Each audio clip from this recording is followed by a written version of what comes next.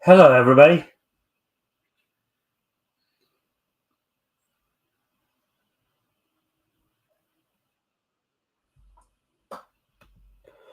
All right, so we've reached the middle of the week, which means it's hump day. Hope everybody's having a good day today. Um, Hope everybody's been having a good week. So, anyways,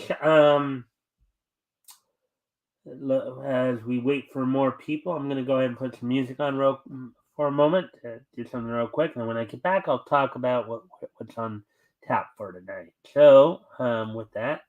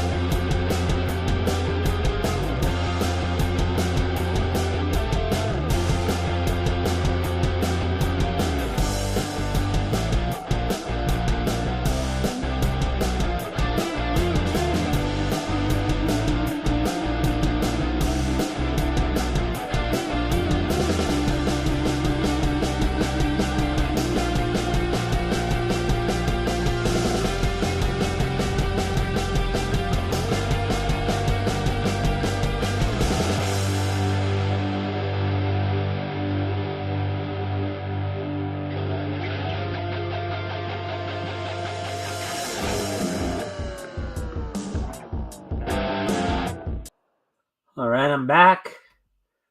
So let's see. So now we're at the 3.5 minute mark here. So here's what's on tap for now. I got a couple articles to go over.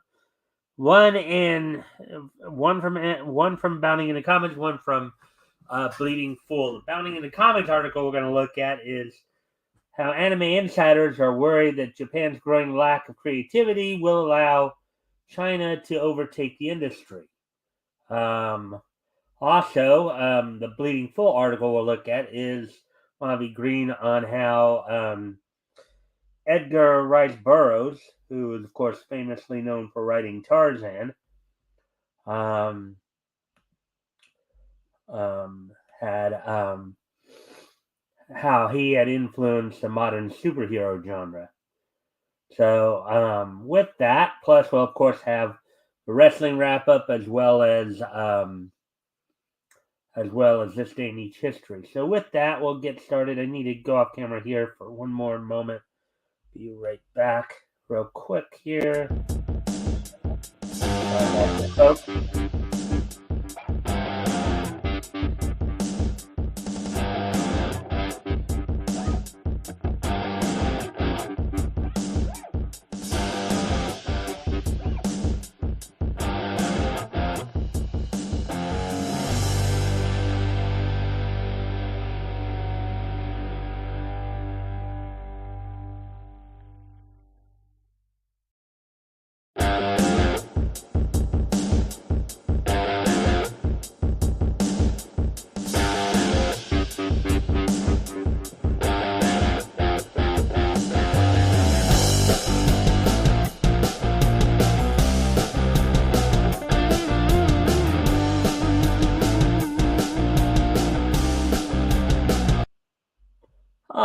So anyways, there we are. So basically, let's go ahead and get ourselves started here then.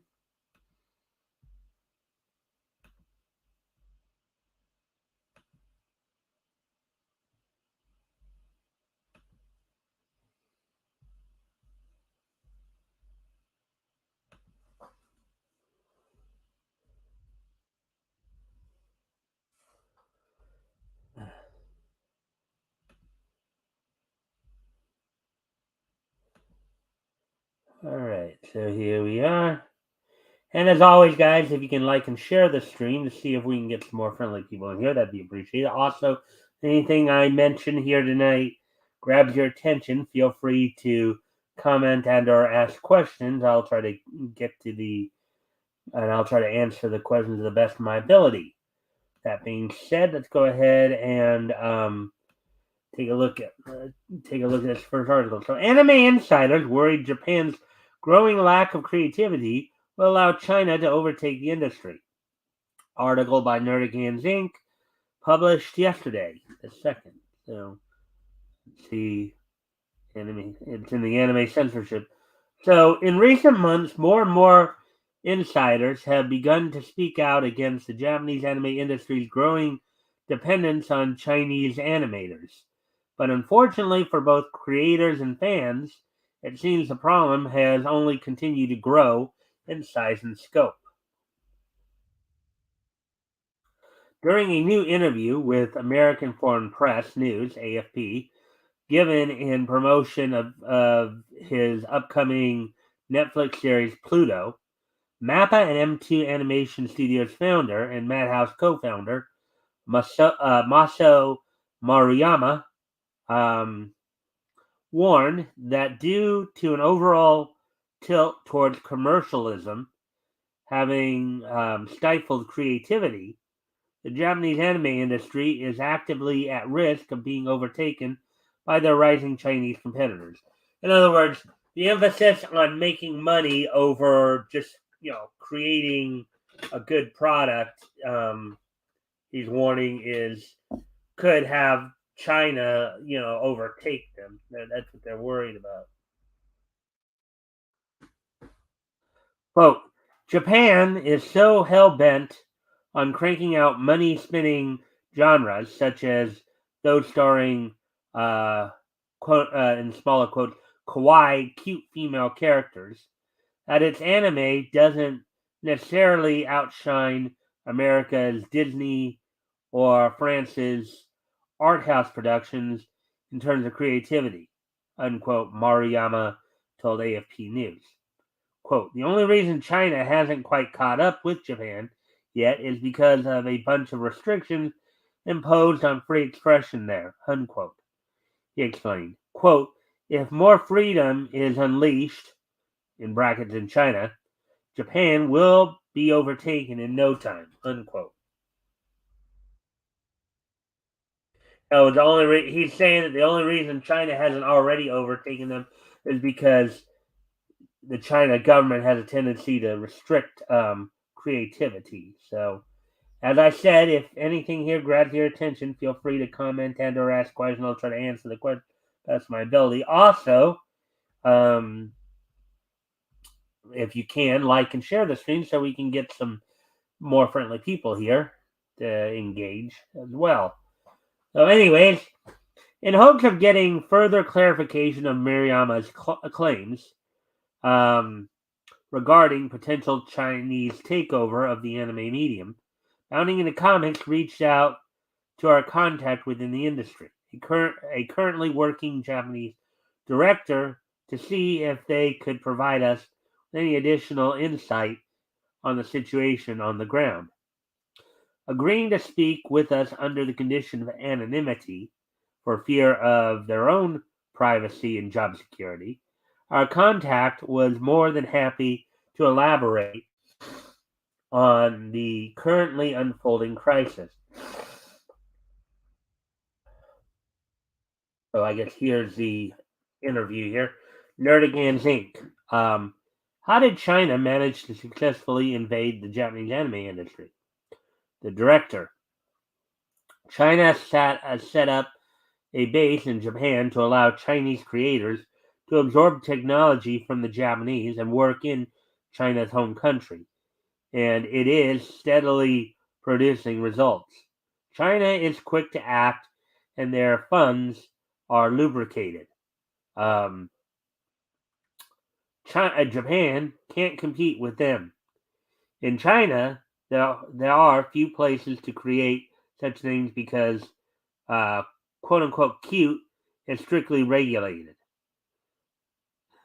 Yeah. Basically, idea of cute here is like moe type characters, lolis. Um, a lot of slice of life stuff would be like getting censored over in China more.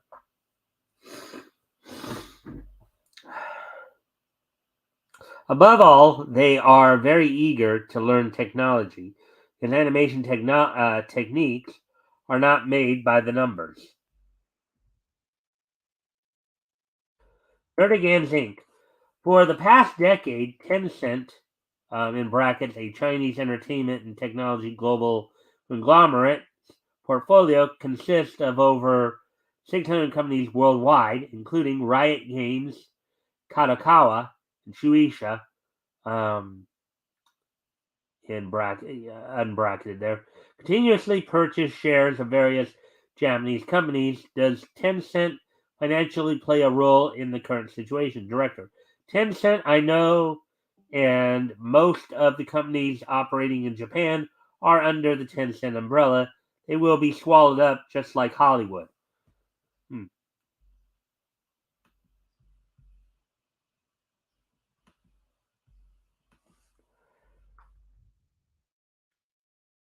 Nerdigans Inc. asks, wow, I guess the better question is what companies aren't swallowed up by the Tencent umbrella? Director, companies that Tencent doesn't take notice of. Laugh out loud. No, the smaller animation companies. Probably what he's getting at. Nerdigans Inc. Given how many studios are under the Tencent umbrella, is it possible the Chinese global conglomerate has any influence on the current state of the anime industry? Director, because of the popularity of the Chinese distribution, some of your in parentheses your American films um, are still being made into sequels. That also applies to anime such as JC Staff's Is It Wrong to Try to Pick Up Girls in a Dungeon? For those of you who don't know what that title is, it's a isekai title. Isekai anime and manga are the type where you have a character who through some unfortunate circumstance, either death or just being whisked away, like spirited away or whatever, ends up in another world and ends up becoming the protagonist of that other world. You know, while the anime's first season was airing in 2015, the sound director told me that, in smaller quotes, despite the rough Japanese home video sales, the JC staff would continue to produce additional seasons. Smaller quote.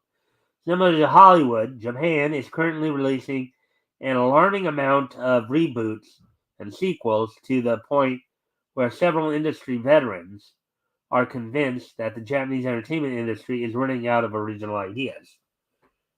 So basically what they're saying there is that they're getting so focused on just regurgitating the same stuff that they're not being given a chance to actually try to think of new stuff to put out there. Hmm. And as always, feel free to comment and or ask questions if anything grabs your attention here. Um,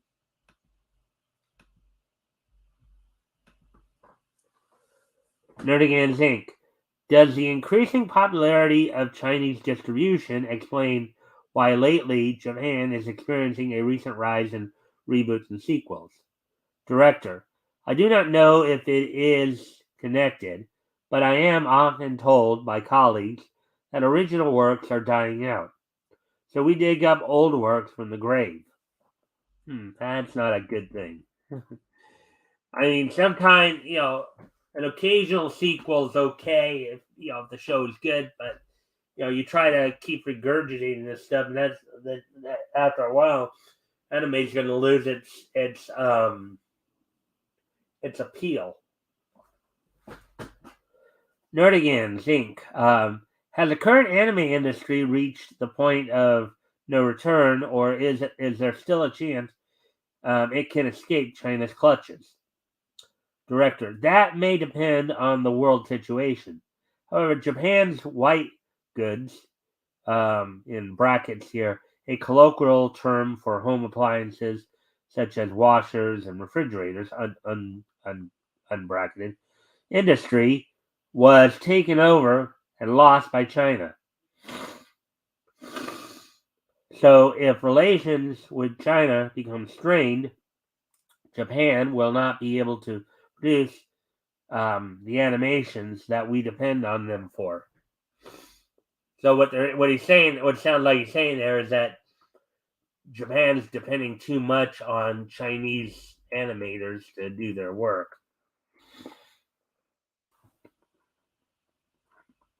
And this is a scene from the Mew Mew's in Tokyo, Mew Mew New Season 1, Episode 6. Hear my voice, I will surpass myself. So this scene right here is from the latest Mew Mew Power reboot, which happened about a year ago. In Japan it's known as Tokyo Mew Mew. Here in the States it was known as Mew Mew Power. And for a while that was on 4Kids back in the early 2000s. It was a cute show. Oh, there we go with that one. See, where are we at on time here? 17 minutes. So anyways, we'll get ready to move on to the next article then. And over to Bleeding Fool.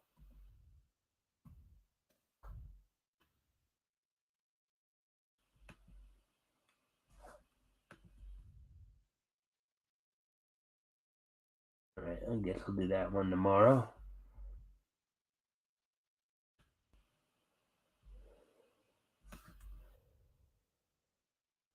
Alright. How Edgar Rice Burroughs influenced today's superhero genre. Article by Avi Green, published earlier today.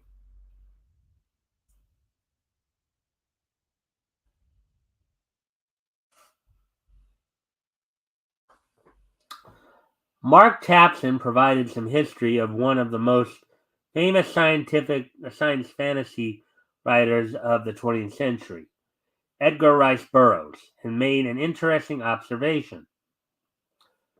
So here's that observation, I guess. ERB's work gave life to the pulp fiction genre. Tarzan was also the pioneer of the comic book superhero. His comic strip was introduced in 1929 through United Feature Syndicate. Unfortunately, due to the fact that how the Burroughs estate has held on to the license, at part of the reason why we can, even though we can see the summaries, we can never see the actual book because they just are holding on to the copyrights. Never went into public domain. So, tying with Buck Rogers as the first quote unquote serious adventure strip. In parentheses here. Prior to that, comics were largely limited to funnies like Cats and Jammer Kids, which is true. As you guys may have remembered from some of our earlier episodes of the historical comic retrospect, many of the early comic books that were produced were collections of reprints. Now, yes, you did have some some adventure series in there, like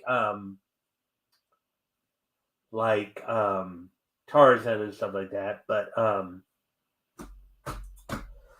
lot of them were more humor based.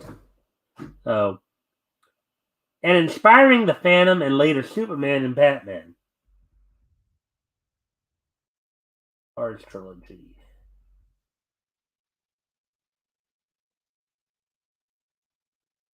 Princess of Mars, the God of Mars, the Warlord of Mars.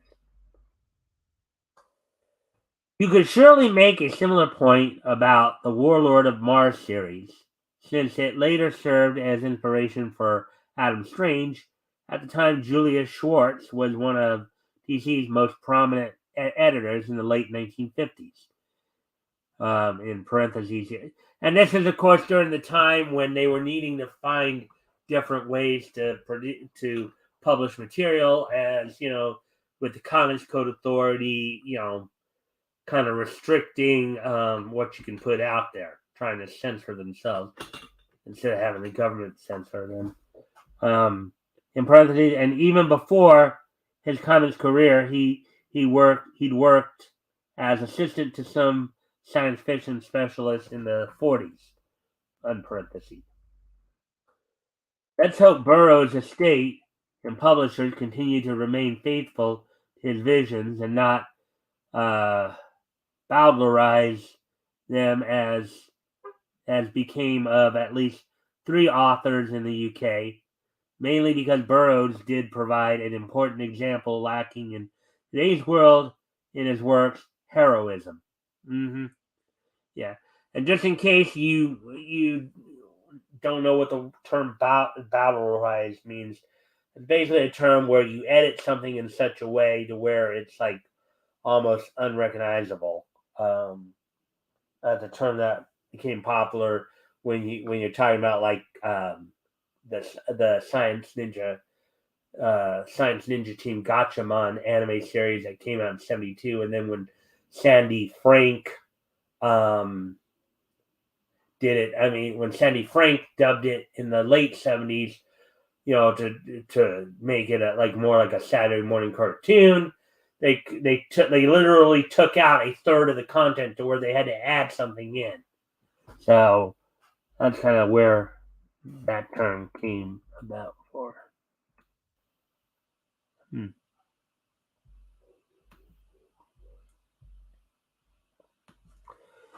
You may well ask, what does this gushy fan tribute to Pulp Fiction author have to do with our imperative here at Culture Warrior? To make Western civilization great again? uh, well, we live in a time of cynicism and contempt for the old fashioned sort of noble ideals, romanticism, sense of adventure, and quote unquote toxic masculinity that permeate Edgar Rice Burroughs' work. Making our civilization great again begins, I would argue, with reclaiming and valuing the sort of masculine, individualistic spirit that helped power our civilization in the first place. In parentheses, for more on this theme, see a previous article I wrote here. Quote, want teenage boys to read? Give them books about heroes. Unquote. Thankfully, we can still return to those thrilling days of yesteryear, as the old Lone Ranger TV theme put it, through the books of Edgar Rice Burroughs.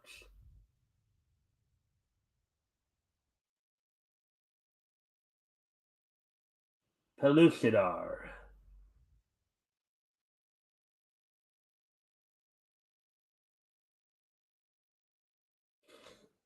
Definitely, so long as his heirs prove willing to uphold what is set out to do, his works can serve as important inspiration for modern comic writers who need a good source to draw from too. All right, so that one went a little bit quicker than I thought it would. Anyways, let's see what time.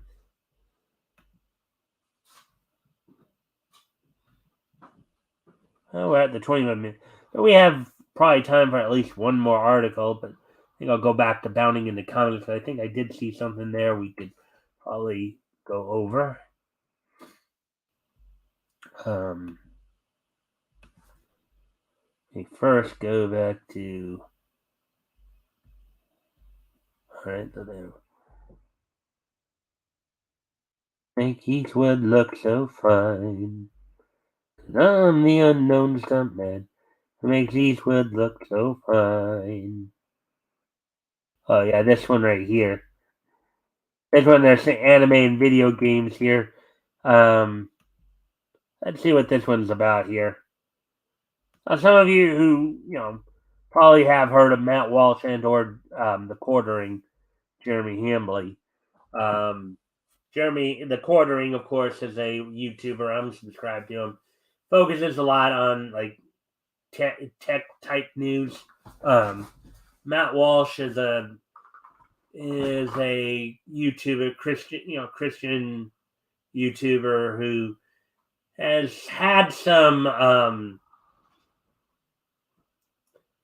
There have been times he's had some clashes with the anime fandom over certain issues, and stuff like that. But anyways, let's go ahead and take a look at this. Matt Walsh triggers Jeremy the Quartering Hambley with Christian teaching about moderation and discipline in regards to video games.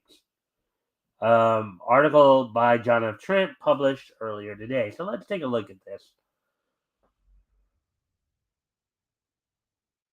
Daily Wire host Matt Walsh recently triggered YouTube personality Jeremy Hambley, also known as Quartering, after he shared pretty basic Christian teachings on moderation and discipline in regards to video games. Walsh tweeted back in March 8th, 2018, quote, video games are a sacred cow because our country is filled with adults who are obsessed with them. That's why we all pretend insanely, and there's nothing wrong with or disturbing about a child spending all day killing people in a virtual world. Unquote.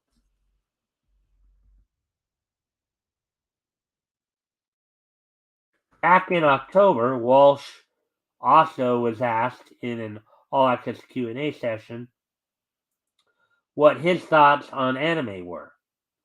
Yeah, and I think I do remember this, and this did not go over well for Walsh too much. He answered, quote, I think it's all satanic. I have no argument for why it is satanic. It just seems that way to me. All anime to me seems weird, just bizarre, creepy, and in general, I don't think the adults, whether it's anime or any other kind of cartoon, with rare exceptions, adult should not be watching cartoons in general, I would say. Again, I'm one of those who would disagree with him. Cartoons, particularly the older cartoons, are the ones that we often talk about here, are still pretty cool. Go back and you watch some classic Hanna-Barbera, you watch some classic Fleischer or Famous Studios or Walter Lynn. When you go back and you watch classic Popeye or Woody Woodpecker or, Bugs Bunny and Daffy, Yogi Bear, these are characters we grew up with, So I don't necessarily agree with Walsh's viewpoint on that, Of course, you notice he didn't necessarily lump in like Superbook or Flying House in that either. So some people might call that those cartoons occultic, or Adventures in the Book of Virtues. And the other part of it shows you kind of his ignorance of it because anime in general, the source material is from another country. It's from Japan, and so basically saying right there is that he basically thinks the Japanese people, Japanese culture, are satanic. And I don't think a lot of Japanese people would say they're satanic. Many of them practice another religion entirely. They either practice Shintoism or Buddhism, but to call them satanic, that may be taking it a little too far there, Matt boy.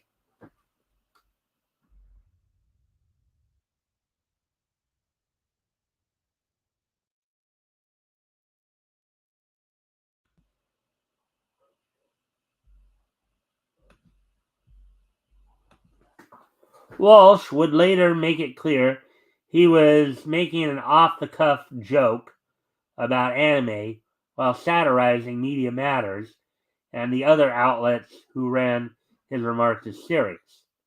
Um, yeah, he probably had to walk it back because he knew people were reacting to it. He noted, quote, these are all things that you might say if you believe that I was not being totally serious when I declared all animation made in Japan satanic. But again, I am serious. If I was joking, I would laugh. Deadpan humor has never been my thing, as you will. So he's walking it back, and then he's going forward with it again. The dude sounds more like somebody who needs a timeout. Quote, and that is why, in the end, with all that said, anime is still canceled and cast back down into the fiery hell flames from whence it came. Unquote. He deadpanned. Emily took issue with Walsh's opinions, writing on Twitter, quote, that's right, weird obsession with disavowing video games, anime, and social media is why they will never appeal to most of Gen Z. The base is literally dying off, and most of the voices in the community are actively refusing recruits. End quote. He then made it clear he was discussing Walsh writing, quote, Matt's not the only guy saying it. There was some other moron who tweeted, quote, in smaller quotes, anime is for pedophiles, unquote, or something the other day, unquote.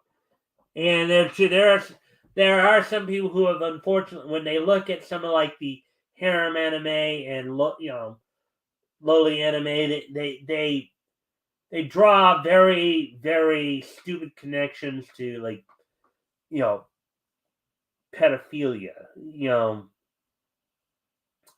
Even though in most of those anime, first off, it's mostly 15, 16, 17 year olds usually interacting with each other in certain situations. You know, um, and again, societal views on that kind of thing and the laws in Japan are different than they are in. You got to be careful when you're analyzing this stuff, and you got to have a better understanding of both the legality and morality of the situation. You know that just because like a different society has different morals doesn't necessarily make them wrong. You know, um, so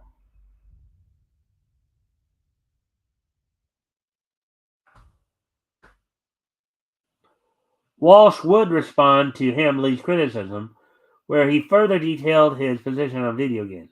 Walsh said, quote, there are a few points that matter, I think, but you won't be able to hear them if you insist absolutely that no statements, even vaguely critical of video games, can ever be uttered in your presence.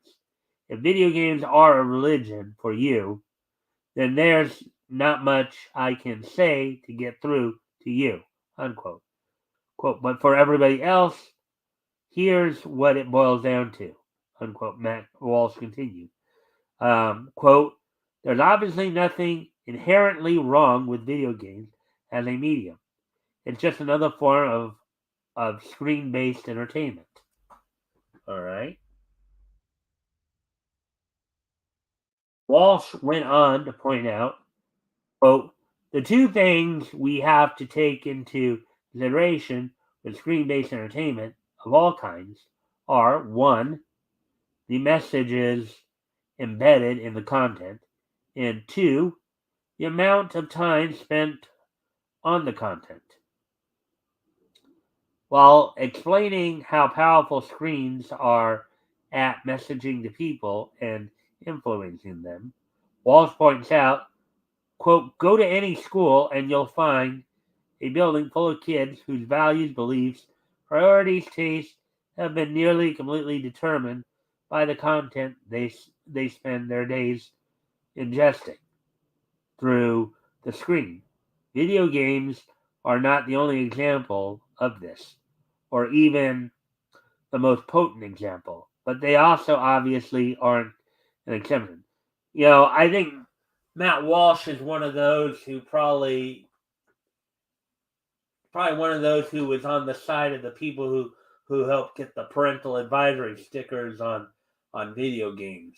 You know, um,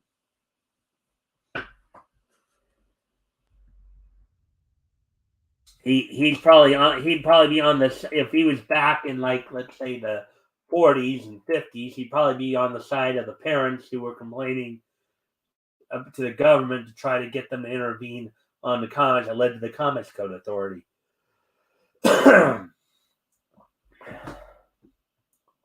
Walsh isn't the only one to make this argument. The Walt Disney Company CEOs Bob Chapek and Bob Iger have also made this argument in response to a Florida bill that is now law banning the teaching of gender identity and sexual orientation to students in kindergarten through third grade. Chapek informed Disney employees they would work around the bill through the content they create. He said, quote, because this struggle is much larger, much bigger than any one bill in any one state, I believe the best way for our company to bring about lasting change is through the inspiring content we produce, welcoming culture we create, and the diverse community organizations we support. Basically, the idea is that they're basically proving Matt's point that, yeah, we know that, we can influence your kids by, putting stuff on TV. So, quote, there's a reason content is at the top of this list. For nearly a century, our company's stories have opened minds, inspired dreams, shown the world both as it is and how we wish it to come be, and now more than ever before represent credible diversity of our society. We are telling important stories, raising voices, and I believe changing hearts and minds, unquote, he added. He later noted, quote, I firmly believe that our ability to tell such stories and have them received with open eyes, ears, and hearts would be diminished if our company were to become a political football in any debate, unquote. Yet you do when you keep challenging the state, you know. If you keep challenging the state and keep trying to, flip the bird to the state, that's exactly what you are doing. You're becoming a football in a political debate,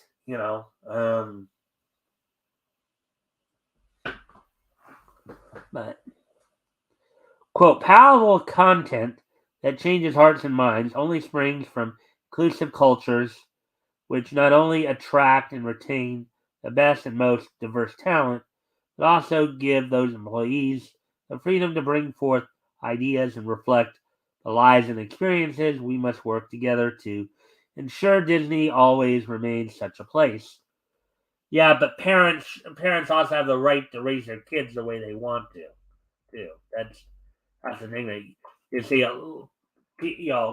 Companies like the federal government, corporations like Disney, they want to replace the role of parents in the kids' lives, and that doesn't, somebody needs to protect the parents' right to be able to raise their kids as they see fit. Bob Iger would echo these comments when he returned role as CEO. When asked about the Florida law, Iger told Disney employees, quote, this company has been telling stories for 100 years. Those stories have had meaningful positive impact on the world, and one of the reasons that they've had a meaningful positive impact is one of our core values is inclusion, acceptance, and tolerance. Yet you don't tolerate those on the conservative side. You don't respect the parents of conservative kids, kids who come from conservative families. You try to usurp and propagandize to their kids every chance you get. That's why a lot of their parents are not, going to your parks anymore. And we can't lose that. We just can't lose that. Yeah, but you can lose the money that a lot of these people would you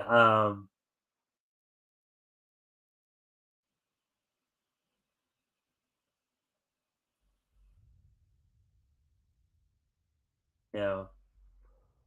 Walsh would go on to criticize certain violent video games that he believes are desensitizing people to violence. Of course, this is the argument they were making back in the late '80s too. If you remember, with all the hoopla over, how we gotta put a stop to violent video games. There's the same argument that's been used, and it doesn't always necessarily. Um, if parents are actively involved, I don't think you know, I don't think that the government or corporations like Disney need to step into the role of parents there. Um, he doesn't name any games, but he points out that it's games whose violence is gratuitous and immoral and overly graphic. Now that could be some of the like mafioso type games like Grand Theft Auto or what have you. Okay, but if he's going to make such a statement, he should at least give some examples of what he's talking about. Um, when it is violence for the sake of violence, when it's violence where the entertainment comes simply watching someone suffer, even if in a fictional context, unquote. Well, to a certain extent, that is. I mean, to a certain extent, that is kind of true. But the part about that you have to realize is that as part of human nature, right? We're fascinated by anything that would seem out of the ordinary. So watching somebody get blown apart, and watching how and where all the body parts fly, that can look kind of exciting to some people. Now, does that necessarily mean that they're gonna go out and try to do that outside of the video game? No. Most people aren't mentally grounded enough to where they can distinguish between fantasy and reality. Walsh notes the types of violence. This type of violence, quote, undermines human dignity and desensitizes the view, especially if the view is a child, unquote. Now, again, though, it also depends on what you're talking about when you say child. I think most people would agree that a child, let's say under the age of 14, if they were to see some of this, then yeah, you might have a point there. But let's say a 15, 16, 17-year-old, they might be able to handle it without turning around and going off on shooting sprees, contrary to what people, I believe, most do. Okay? However, he notes that there are good forms of violence, what he calls heroic violence, that is done in the defense of the innocent or by just superheroes.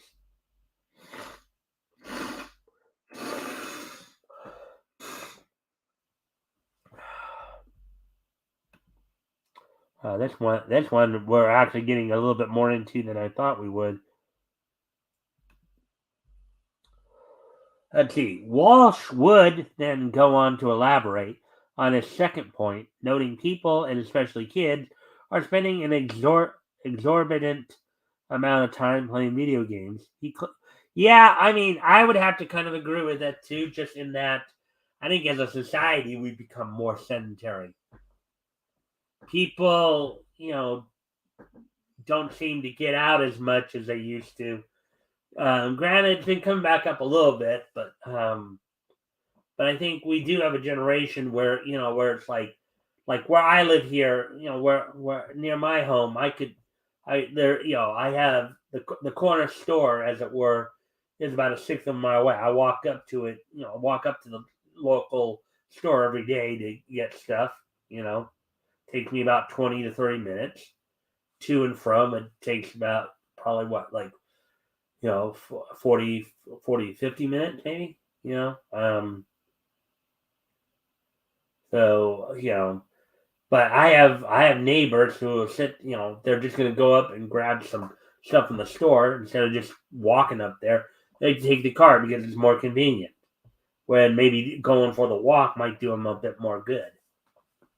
So, um, and kids should be spending more time outdoors too. That's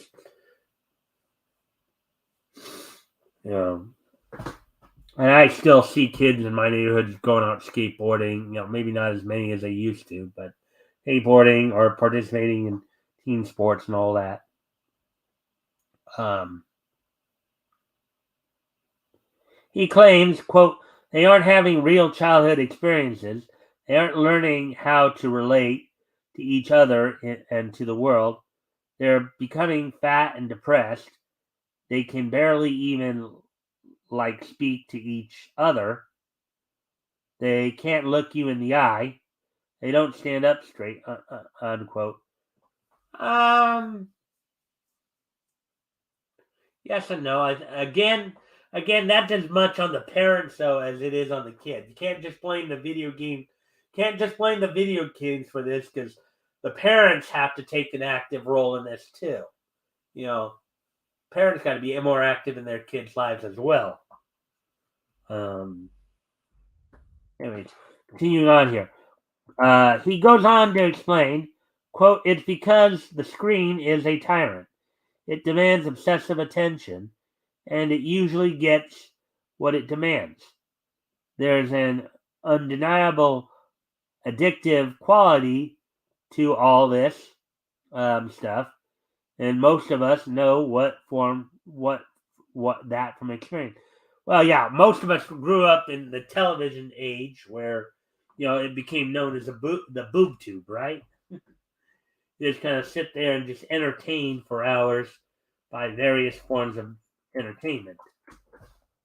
So it's possible to moderate your own usage, possible to moderate your child's usage of the device, possible to moderate the kind of content they're exposed to on these devices.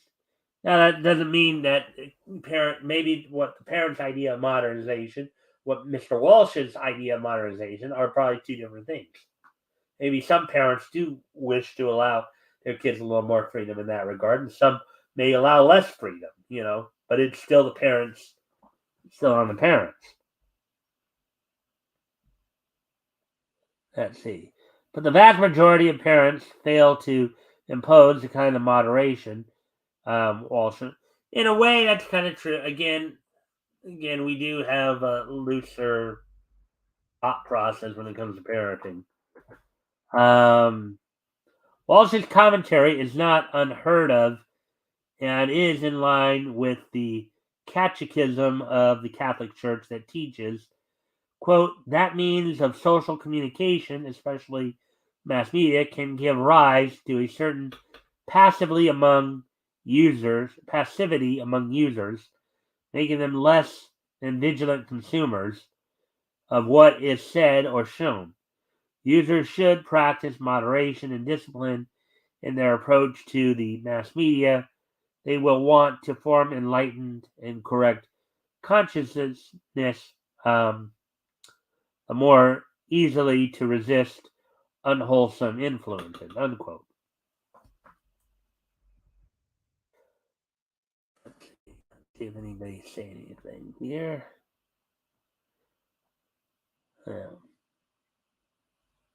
Wow, this one article, I'm gonna have to get through this a little bit quicker here.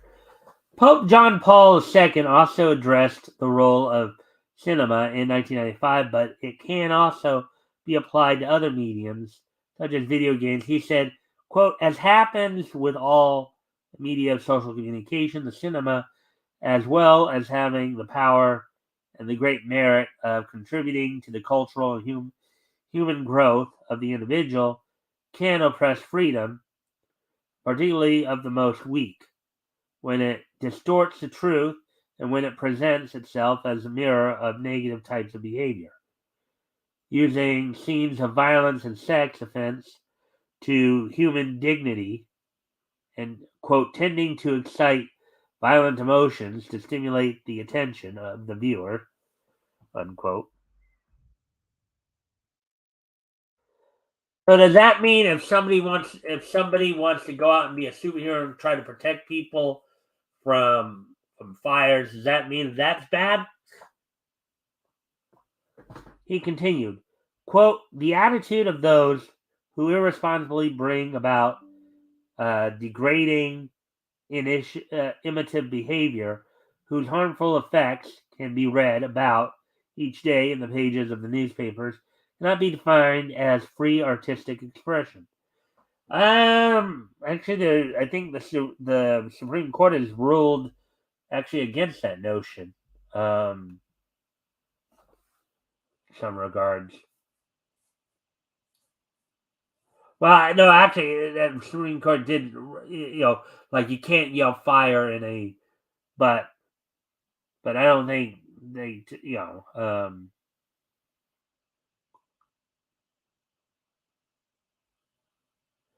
as the gospel reminds us, only the truth or only in truth are we made free, unquote.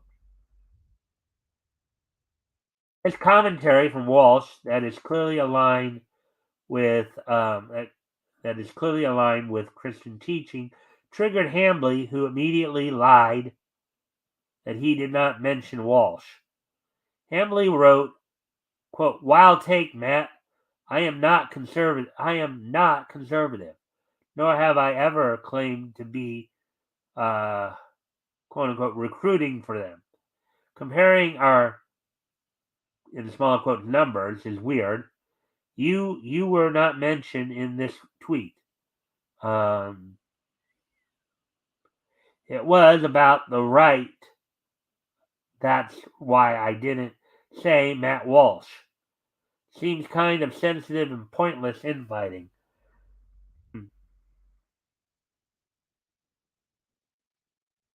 As shown above, let's see here.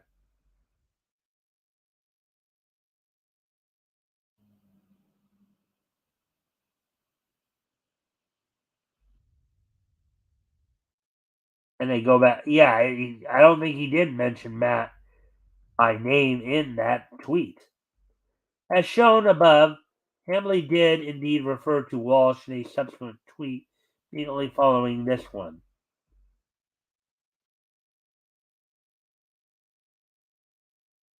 Oh, he did? Nevertheless, he went on, quote, I am not interested but I am allowed to respond to this nonsense. Best of luck, Matt. Daily Wire is doing great things. Nobody's questioning that, but this feels like a stretch, unquote. Catching himself in his own lie, he then corrected, quote, okay, it's fair to point out it's not technically infighting, but we do fight for about 85% of the same things in adjacent fighting.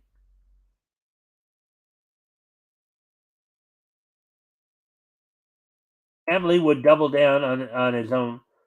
Well, I don't see where they're saying he's lied yet because they haven't shown yet. So, but maybe Hamley would double down on his lie even when confronted by Walsh, who tweeted, "quote Come on, man, stand by your word." Your word. Well, I didn't see anything in that previous statement where he said Walsh.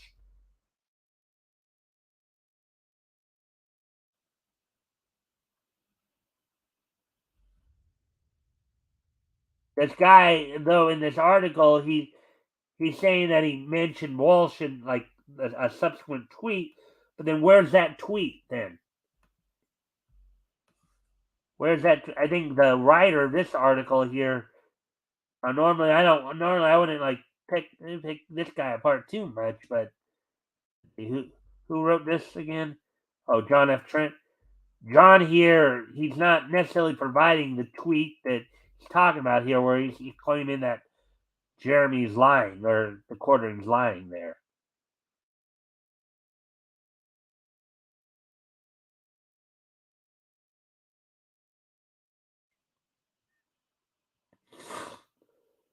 Come on, man, stand by your word. You tweeted that at the exact moment that people were digging up old tweets of mine about video games. Everyone knows who you were talking about. Well, he may have been inferring Matt Walsh there, but he did not say him by name.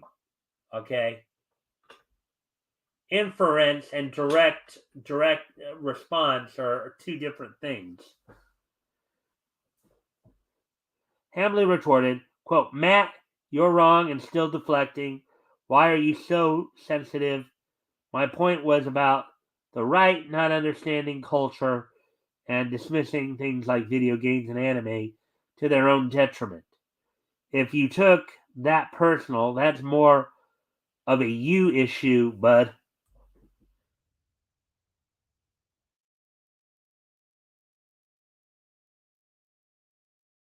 Emily continued to double down on his again.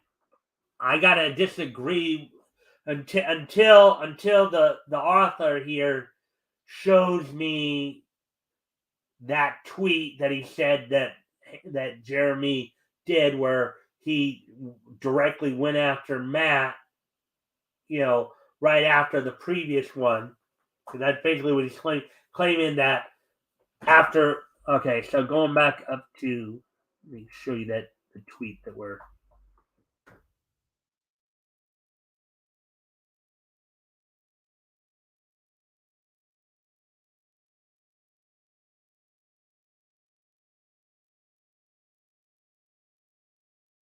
Where it says here the right's weirdest session, Jen.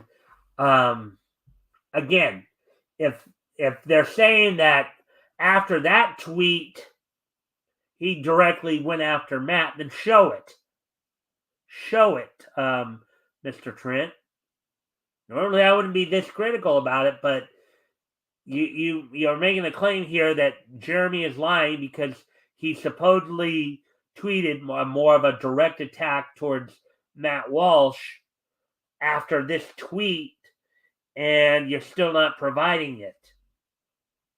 So that's the criticism I would have on John Trent right there.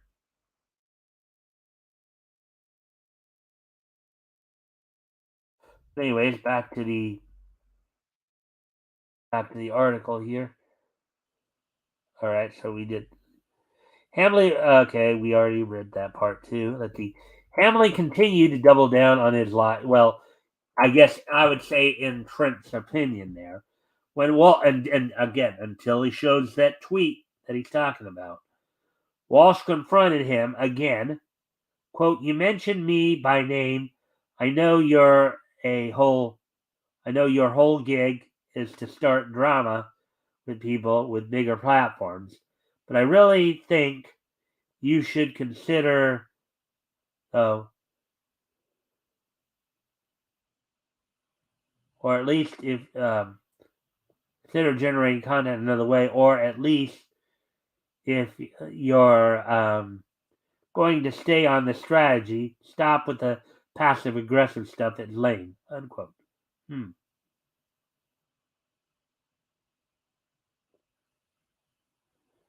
Hamley replied, um, quote, Matt, I did not mention you. I was clarifying to people who thought it was you that it was in fact not. There you go, relying on in smaller quote numbers again, and try and win an argument. If you want to play that game, I suggest revealing how much DW pays to promote your content per month. Unquote. Yeah, this does seem like it's getting a little petty, doesn't it? This little back and forth between these two does seem a little petty. See how much more of this is there. Yeah, I'm gonna stop there because this is kind of ridiculous. This now almost seems like okay, based on what I've seen thus far, it just there does seem to be a little bit of a seems to be more of a schism between Matt and Jeremy, but it's kind of a stupid one.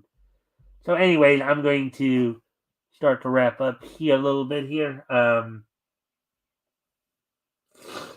Yeah, normally I'll go through and read the whole article, but at this point, it just seems like tit for tat, not really worth much more in reading. There, I don't think there's anything anybody could gain more from reading that article.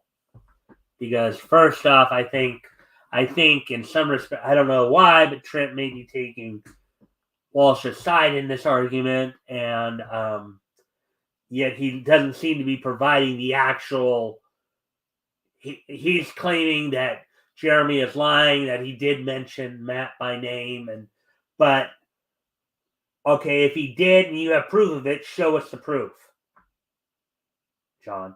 Okay, show us the proof then. So, anyways, I'm gonna do real quick here. So tonight's Dynamite, we talked about it like last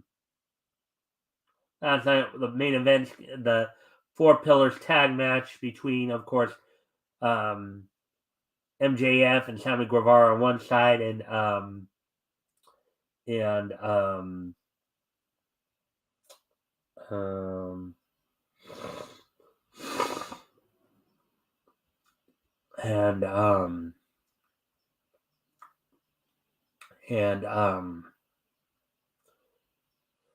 Darby Allin and Jack Perry on the other. If Allin and Perry win, then the match at Double or Nothing on May 28th here comes a 4-way match for the AEW title. If MJF and Guevara win, then it stays as is.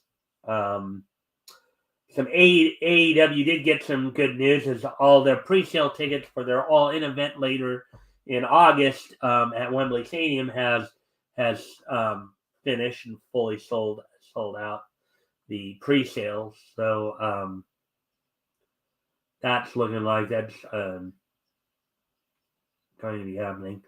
WWE, of course, continuing to prepare for Backlash this Saturday. They just completed the draft. All the results of the draft will start next week. So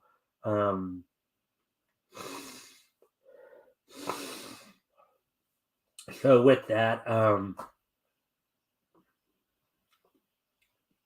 and as both women are trading places, each of them will be having a title match on this Saturday's Backlash pay-per-view.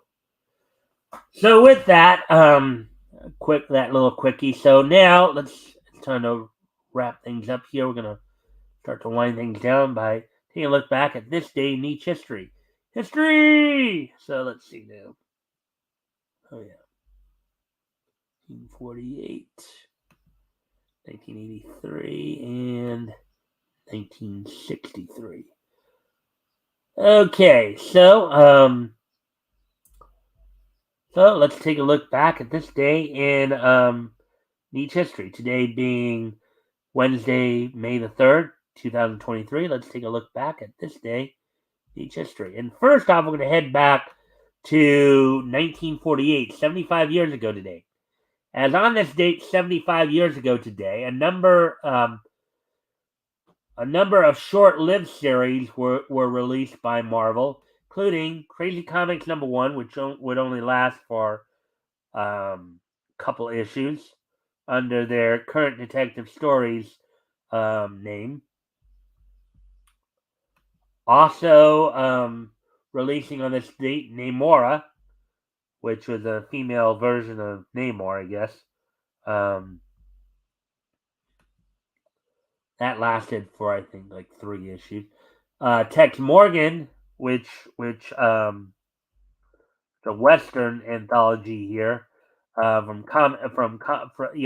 through Marvel and Comic Combine Corporation. This would be the longest of the 4 books here that would debut this month with first issues. This would last 9 issues. And then Wacky Duck also premiered on this date, lasting for only 2 issues, I believe. So with that, let's see. So that's from 19. So on this date, 75 years ago today, the following comics were released from Marvel Comics or people associated with Karma. Crazy Comics #1, Namora #1, Tex Morgan #1, and Wacky Duck #1. So there you go. First issues, 4 first issues there. Now, moving on to the next piece in each history, I'd like to actually wish a happy birthday to somebody here. I'd like to wish a happy 60th birthday to Jay Krogan, who is an anime actor, director, and television writer and producer, known for his work on The Simpsons. So happy 60th birthday to Jay Krogan, who's known for his works on The Simpsons. And finally, on this date, 40 years ago today, back in 1983, on